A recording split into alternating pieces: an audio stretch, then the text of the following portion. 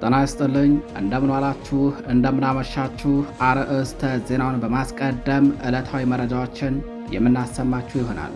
የሐሙሲት ከተማ አስተዳደር ከንቲባ፣ የደራ ወረዳ ብልጽግና ጽሕፈት ቤት ኃላፊ እንዲሁም በአድማ ብተና 4 የደቡብ ጎንደር አስተባባሪዎች ከዚህ አልፈው የደራ ወረዳ ፖሊስ ኃላፊ በትናንቱ ኦፕሬሽን መገደላቸው ተነገረም። በተጨማሪም በኦፕሬሽኑ የጋይንት ንፋስ መውጫ ከተማ ከንቲባ እጅ ከፈንጅ መማረኩ ታውቋል። የክቡር ሰማዕቱ አርበኛ ሜጀር ጀነራል ኡባንታ ባተ ሁለተኛ የሙት ዓመት መታሰቢያ ቀንን ምክንያት በማድረግ በተደረገው ተጋድሎም ከተገደሉና ከተማረኩ የአገዛዙ ወታደሮች በተጨማሪ በርካታ የደቡብ ጎንደር ዞን ብልጽግና መዋቅር ኃላፊዎች ተገድለዋል፣ ገሚሶቹም ተማርከዋል። መረጃው በዝርዝር ይቀርባል። በሌላኛው መረጃችን በደብረ ታቦር ከተማ ዙሪያ ለተከታታይ 7 ሰዓታት በተደረገ ተጋድሎ ፋኖ የጥላት ኃይልን ከበባ ውስጥ በማስገባት በርካቶችን መደምሰሱ ታወቀም። ውጊያው ዛሬ ከንጋት ጀምሮ በደብረ ታቦር ዙሪያ በሚገኙ ዓለም ሳጋ፣ በሰባራው መንገድና ቆላይ ተብሎ በሚጠራው አካባቢ ላይ ሲሆን በዚህም የጥላት ኃይል 360 ዲግሪ በፋኖ ተከቦ ከባድ የሰብአዊና ቁሳዊ እንዲሁም ሞራላዊ ኪሳራን ተከናንበዋል። መረጃው በዝርዝር ወደ እናንተ ይደርሳል። በሌላኛው መረጃችን በምዕራብ ፋኖ ብሔራዊ ንቅናቄ ቴዎድሮስ ዕዝ የ206ኛ ኮር አዳይ ቡድን አባላት በሉማሜ ከተማ ትናንት ለዛሬ አጥቢያ ሌሊት በሰሩት ኦፕሬሽን አቶ ደረጃ ያለው የተባለ ትልቅ ባንዳን በቁጥጥር ስር መዋላቸው ተነግሯል። አቶ ደረጃ ያለው የሉማሜ ከተማ መሰረተ ልማትና የከተማ አገልግሎት አሰጣጥ ቡድን መሪ ኃላፊ እንዲሁም የ02 ቀበሌ ምክትል አፈ ጉባኤ ሲሆን የተሰጠውን ኃላፊነት ተጠቅሞ የብልጽግናን ስልጣን ለማስቀጠል ህዝቡን በጭቆና ስር ዘላለም እንዲኖር እያስተባበረ እንዳለ ነው አጥቢያ ሌሊቱን በቁጥጥር ስር የዋለው። መረጃውን በዝርዝር ታደምጡታላችሁ። ከባህር ማዶ ከያዝናቸው መረጃዎች መካከል የአሜሪካ ብሔራዊ የጸረ ሽብር ኤጀንሲ ዳይሬክተሩ በኢራን የተከፈተውን የጦር ዘመቻን ተከትሎ ያልተጨበጠና ምክንያታዊ ሲል በመቃወም በገዛ ፍቃዱ ከኃላፊነት መልቀቁን አሳወቀም። የቀድሞ የሲአይኤ ወታደራዊ ጉዳዮች ደህንነት አማካሪው ጆሴፍ ኬን የእስራኤሉን ጠቅላይ ሚኒስትር በለውና የአሜሪካን የጦርነት ደላሎች ግፊት በዓለም ህብረተሰብ ዘንድ የአሜሪካንን ምስል አጠልሽቶታል ሲል ነው ከኃላፊነቱ ለመልቀቅ ምክንያት ያቀረበው። መረጃውን በዝርዝር ታደምጡታላችሁ። ጤና ይስጥልኝ የተከበራችሁ የመረብ ሚዲያ ቤተሰቦች፣ እነዚህንና ሌሎች የዛሬ መጋቢት 10 2018 ዓ.ም ዕለታዊ መረጃዎችን አጠናቅረን ይዘን ቀርበናል። የምታደምጧቸው ይሆናል።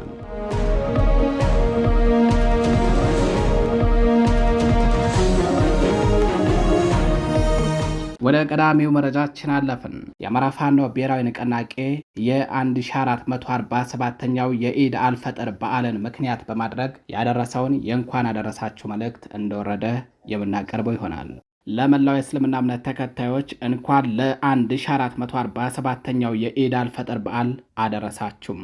የአማራ ፋኖ ብሔራዊ ንቅናቄ ለመላው ኢትዮጵያውያን ሙስሊሞች እንኳን ለኢድ በዓል በሰላም አደረሳችሁ ይላል። በተለይም ስለ ህዝባችሁ ነጻነት ስትሉ ለነፍሳችሁ ሳትሳሱ በዱር በገደሉ እየተዋደቃችሁ ከምትከፍሉት መራር ዋጋ ጎን ለጎን ይህንን ታላቁን የረመዳን ወር በጾምና በጸሎት ያሳለፋችሁ የአማራ ፋኖ ብሔራዊ ንቅናቄ አመራሮችና አባላት እንዲሁም ደጋፊዎቻችን ከፈጣሪ ዘንድ እዝነትና በረከት ለሚታደልበት የኢድ አልፈጥር በዓል እንኳን አደረሳችሁም። የአማራ ህዝብ ላለፉት በርካታ አስርት ዓመታት ከደረሰበትና አሁንም እየተፈጸመበት ካለው መንግስት መር የጅምላ እልቂትና ጭፍጨፋ እንዲሁም የሀብት ንብረት ውድመት ውስጥ የእስልምና ሃይማኖት ተከታይ ወገናችን ከፊት ተሰላፊ ነው። ወገኖቻችን በክልል ውስጥና ከክልል ውጭ አማራ ጠል እሳቤ ባነገቡ ቡድኖችና የጸረ አማራነትን ትርክት ስጋ አልብሶ በሚንቀሳቀስ አገዛዝ በሚፈጸምባቸው ጭፍጨፋ በርካቶች ህይወታቸው ተቀጥፏል። ሀብትና ንብረታቸው ወድሞ ለከባድ ማህበራዊ ምስቅልቅል ተዳርገዋል። በዚህ ጸረ አማራ እሳቤ በሚመራው ስርዓት የሚፈጸመው ሁሉን አቀፍ ጥቃት ተባብሶ በመቀጠሉ ዛሬም በሞት አፋፍ የሚገኙ ወገኖቻችን እልፍ ናቸው። በመቶዎች የሚቆጠሩ የአማራ ተወላጆች ከተፈጸመባቸው ጭፍጨፋ እንደድል ተርፈው ሀብትና ንብረታቸው ወድሞ ከቀያቸው ተፈናቅለው በመጠለያ ጣቢያዎች ውስጥ በረሃብ አለንጋ እየተገረፉ ከሞት ያልተናነሰ ኑሮን እያሳለፉ ይገኛሉ። ወገናችን በዚህ መከራ ውስጥ ሆኖም ታላቁን የረመዳን ወር በጾምና በዱዓ በማሳለፍ የጽናት ተምሳሌትነቱን እያሳየ ነው። በመከራ ውስጥ ሆኖ ለፈጣሪው መገዛትን፣ ጽናትን፣ አሸናፊነትን፣ ትዕግስትና ጥበበኝነትን ከወለዱ የአማራ ህዝብ የወረሰው የአማራ ፋኖ በአማራ ህዝብ ላይ የተጫነውን የመከራ ቀንበር ይሰብር ዘንድ ሀቅን ከነፍጥ ጋር አንግቦ በድሉ ዋዜማ ላይ ይገኛል። የአማራ ፋኖ እያደረገ ባለው ትግል ሞታቸውን በመጠባበቅ ላይ የሚገኙ ወገኖቻችንን ታድጎ ህልውናቸውን በማስከበር ለተፈጸመው እልቂትና በደል ፍትህና ርትዕ ማስፈን እንዲሁም ወገኖቻችን በገዛ ሀገራቸው በነጻነት ተንቀሳቅሰው ሀብትና ንብረት ማፍራት የሚችሉበትን ስርዓት ማንበር የትግላችን ቀዳሚ ዓላማና ከምንም በላይ ቅድሚያ የምንሰጠው ግባችን ነው። ለዚህ ታላቅ ዓላማ ስኬት ህዝባችን በተለይም ህዝበ ሙስሊሙ ትግሉን በባለቤትነት ከመምራት ከመታገል ጀምሮ ስንቅና ትጥቅ በማቅረብ የሀሳብና የመረጃ እገዛ በማድረግ እንዲሁም በዱዓ በመርዳት ረገድ ከፍተኛ ሚና እየተጫወተ ነው። ቅዱስ ቁርአን እናንተ ያመናችሁ ወይ በትዕግስትና በሰላት ታገዙ፣ አላህ በእርግጥ ከታጋሾች ጋር ነውና ሲል ያስተምራል። በእርግጥም ሀቅን ከነፍጥ ጋር ያነገበው ያለውና ትግላችን በሙስሊሙ ማህበረሰብ ንቁ ተሳትፎ ዛሬ በድሉ አጥቢያ ላይ ደርሷል። ነገ የህልውና ትግላችን በነጻነት ሲረጋገጥ በዓሉን በሚመጥን ሁኔታ በአደባባዮቻችን እስከምናከብር በዚህ መከራ ውስጥ ሆናችሁ እያከበራችሁ ያላችሁ ህዝባችንና ሰራዊታችን ድርጅታችን የአማራ ፋኖ ብሔራዊ ንቅናቄ መልካም በዓል እንዲሆንላችሁ ይመኛል። በድጋሚ እንኳን ለ1447ኛው የኢድ አልፈጥር በዓል በሰላም አደረሳችሁ። ኢድ ሙባረክ። የአማራ ፋኖ ብሔራዊ ንቅናቄ። ወደ ሌላኛው መረጃችን አለፍን። በደብረ ታቦር ዙሪያ ለተከታታይ 7 ሰዓታት በተደረገ ውጊያ ፋኖ የጥላት ኃይልን ከበባ ውስጥ በማስገባት በርካቶችን መደምሰሱን አስታወቀም።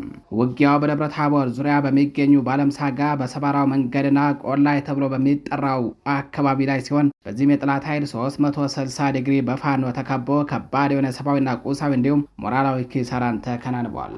በአማራ ፋኖ ብሔራዊ ንቅናቄ በላይ ዘለቀ ዕዝ ሜጀር ጀነራል ውባንታ ባተ ኮር ጉና ክፍለ ጦር ስር የሚገኘው አርበኛ ገብረ መስቀል ደርብ ብርጌድ ዛሬ መጋቢት 10 2018 ዓ.ም ማርፈጃውን ጀምሮ በሰነዘረው ጥቃት ታላቅ ድል ተቀዳጅቷል።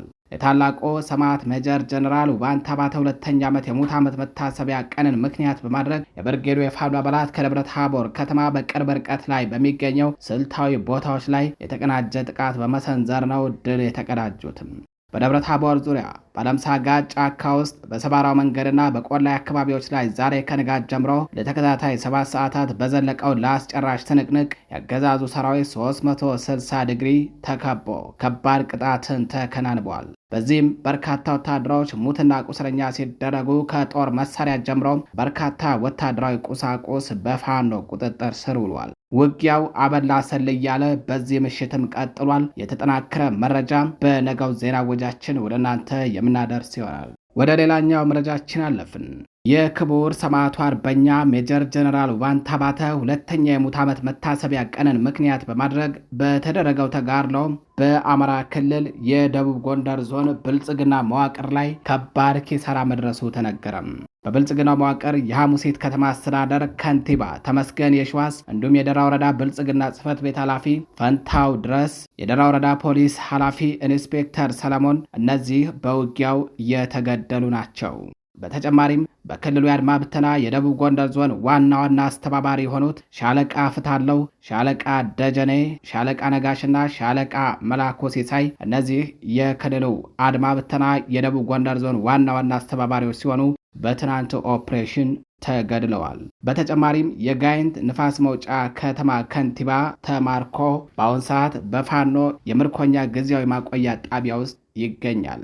እነዚህ በዛሬ ማርፈጃችን እንዲሁም በትናንትናው ዕለት ከጠቀስናቸው በውጊያው ከተማረኩና ከተገደሉ ያገዛዙ ወታደሮች በተጨማሪ ናቸው።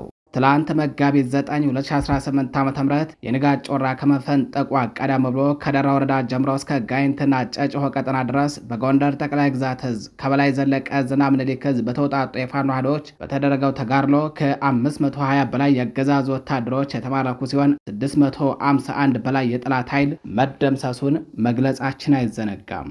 በዚህ ተጋድሎ ከ1100 በላይ ክላሽንኮቭ መሳሪያም 6 ድሽቃ 20 ብሬን 44 የተለያዩ አይነት ወታደራዊ ተሽከርካሪዎች ከ500 ሺህ በላይ የተለያዩ አይነት ተተኳሾች 64 ወታደራዊ ራዲዮ መገናኛም ከ500 በላይ እጅ ቦምብና ሌሎች ወታደራዊ ቁሳቁሶች በፋኖ መማረካቸውን በረፋድ ዜና ወጃችን ወደ እናንተ ማድረሳችን አይዘነጋም። ከየአቅጣጫው የሚገኙ የአማራ የጦር ጠበብቶች በጋራ በመሆን ያወጡትን የውጊያ ካርታ ትንታግ የጦር አዋጊዎች ለድል አብቅተውታል በተባለው በዚህ ዘመቻ የአማራ ፋኖ ብሔራዊ ንቅናቄ የአንድነቱን ቃል በተግባር የገለጠበት ነው ተብሏል። በተጨማሪም በዘመቻው የአማራ ህዝብ አሸናፊነት ስነ ልቦናውን ከፍ አድርጎ የሰቀለበት፣ ጸረ አማራዊ ብልጽግና ቡድን ደግሞ በሞራልና በአካል ተሰባብሮ የሚሸሸግበት ጥግ የሚደበቅበት ሰርጥ አጥቶ ሲባዝንና ሲቅበዘበዝ የታየበት ነው ተብሏል። በሕይወት ሳለ የጠላት ኃይልን በማፍረክረክና በማሽመድመድ የወገን ኃይልን በድል ቁንጣን ሲያጨናንቅ የነበረው አርበኛ ሜጀር ጀነራል ውባንታ ባተ ስለ አማራ ህዝብ ሲል ክቡር መስዋዕትነትን ተቀብሎ መንፈሱ የጠላት አከርካሪን በመስበር የድል ችቦን ለአማራ ህዝብ ሲያበራ ውሏል። ወደ ሌላኛው መረጃችን አለፍን።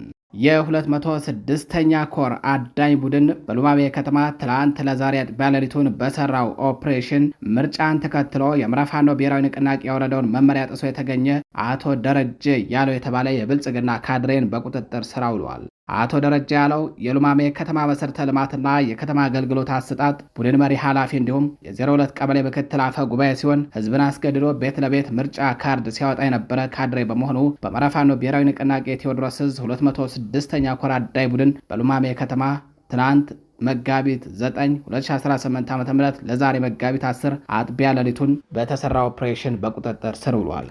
በአማራ ህዝብ ላይ ጨካኝ ሰራዊት በማሰማራትና ጅምላ ጨራሽ መሳሪያን በመጠቀም ግልጽ የዘር ጭፍጨፋ እየፈጸመ የሚገኙ የብልጽግናው ስርዓትን ዕድሜ ለማራዘም በተያያዘው ዓመት ምርጫን አጀንዳ ያደረጉ ካድሬዎችና የአጀንዳውን አጃቢዎች እርምጃ እንድንወስድ በድርጅታችን አፋብን በተሰጠ መመሪያ መሰረት ነው እርምጃውን የወሰድነው ብሏል ኮሩ። ይህንን ተከትሎ የድርጅታችን መመሪያ ይፈጸም ዘንድ ኮሩ ግዳጁን አጠናክሮ የሚቀጥል ሲሆን በዚህም እኩይ ተግባር የተሰለፋችሁ አካላት ከድርጊታችሁ እንድትታቀቡ እናሳስባለን ያለው 206ኛ ኮር ባወጣው መረጃ። ወደ ሌላኛው መረጃችን እናልፋለን።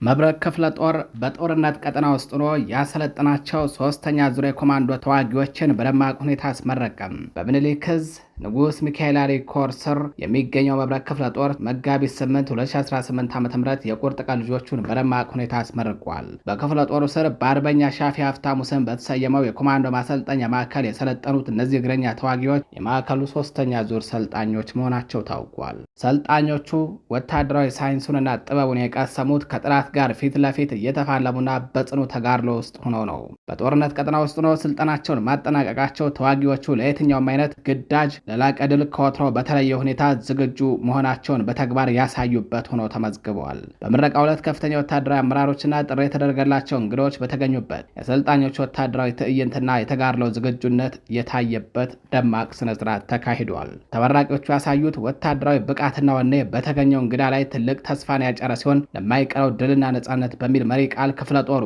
የጀመረውን ጉዞ አጠናክሮ እንደሚቀጥልም በምረቃው ወቅት ተገልጿል። ይህ የምረቃ ዙር በአማራ ህዝብ የህልውና ትግል ላይ ትልቅ ሞራልና ተጨማሪ ጉልበት እንደሚፈጥር የተገለጸ ሲሆን አርበኛ ሻፊ ሀፍታሙ ማዕከልም ብቁና ንቁ ዝግጁ ያላቸውን ተዋጊዎችን ለነጻነት ትግሉ ማበርከቱን እንደሚቀጥልም ታውቋል። ወደ ሌላኛው መረጃችን አለፍን። በሽብር ወንጀል ተጠርጥራ 3 ዓመት ለሚጠጋ ጊዜ በስር ላይ የምትገኘው ጋዜጠኛ ገነት አስማማው ባጋጠማት የጤና እክል ምክንያት በራሷ ወጪ ፍራሽ ለመግዛት እንዲፈቀድላት ለፍርድ ቤት ጥያቄ ያቀረበችም።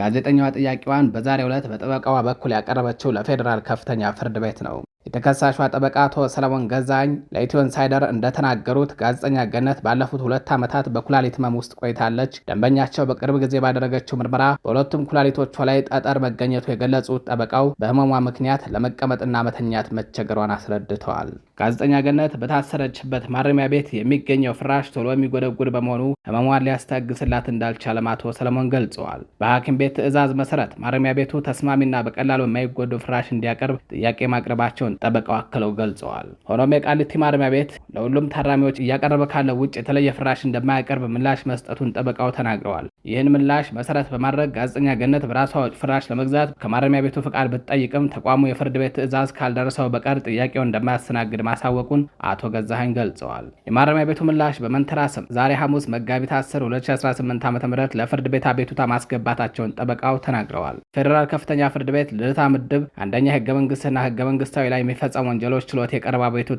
ለኩላሊት ህመም የሚሆን ደረቅ ፍራሽ በግል ገዝቶ መጠቀም እንዲፈቀድ የሚጠይቅ ነው። የተከበራችሁ አድማጭ ተመልካቾቻችን ወደ ባህር ማዶ መረጃዎቻችን እናልፋለን። የአሜሪካ ብሔራዊ የጸረ ሽብር ኤጀንሲው ዳይሬክተር በኢራን የተከፈተ የጦር ዘመቻ ባልተጨበጠ መረጃ ነው በሚል ተቃውሞ በገዛ ፍቃዱ ስራ መልቀቁ ተነገረም። የቀድሞ የሲአይኤ ወታደራዊ ጉዳዮች የደህንነት አማካሪው ጆሴፍ ኬንት እስራኤሉን ጠቅላይ ሚኒስተር በለውና የአሜሪካን የጦር ደላሎች ግፊት በዓለም ህብረተሰብ ዘንድ አሜሪካን ምስል አጠልሽቷል ሲል ስልጣኑ ለመልቀቅ እንደ ምክንያት አቅርበዋል። ዳይሬክተሩ ኬንት ለፕሬዝዳንት ትራምፕ በስራ መልቀቂያ ደብዳቤያቸው ላይ እስካለፈው ሰኔ 2025 ድረስ በመካከለኛው ምስራቅ ክልል ጦርነቶች መዘዝ አሜሪካ በርካታ ጀግና ወታደሮቿን በሞት እየተነጠቀችና በትይዩ ሀገሪቱ ራቁቷን በሚያስቀር ሁኔታ ለአግባብ ሀብቷ የጦር ሲሳይ ሆኖ በእጅጉ እየባከነ መሆኑን ገልጸዋል።